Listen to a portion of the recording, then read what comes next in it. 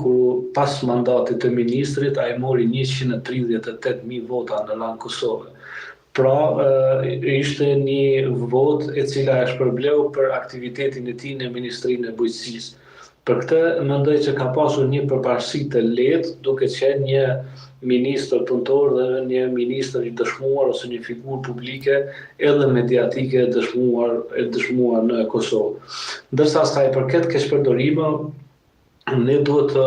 ta trajtojmë Mitrovicën gjithmonë me një seriozitet të veçantë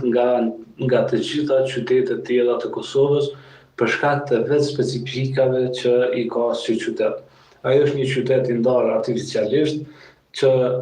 filloi domethënë rrugtimin e tij tepër negativ në procesin e decentralizimit, kur u formua Mitrovica e Veriut, domethënë një komunë me shumicë të popullatës serbe, dhe ndodhi ajo, si themi, e gjithë aparatura serbe zbriti domethënë në nivelin që ta ndaj Kosovën në urën e Ibrit edhe në pjesën e Veriut, domethënë nga Ibri dhe në Veri që ta aneksonte ose ta bashkonte me Serbinë pas humbjes së Kosovës të themi në vitin 99. Pra, aty e gjithë makineria e dezinformimit ka zbritur në Mitrovicë. I kemi parë domethënë edhe exit pollët, të cilat për mendimin tim kanë qenë një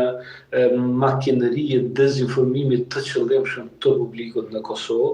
dhe sidomos domethënë për shfalljen e një fituesi i cili as në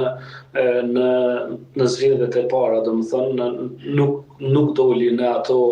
përqindjet të cilat exit pollët i dhanë. Dhe çuditërisht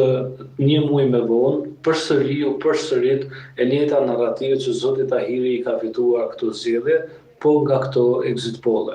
Pastaj kemi pasur një komunikim të sforcuar të analistëve, qoftë në për rrjetet sociale, qoftë në për studiot e televizioneve, të cilët edhe në ditën e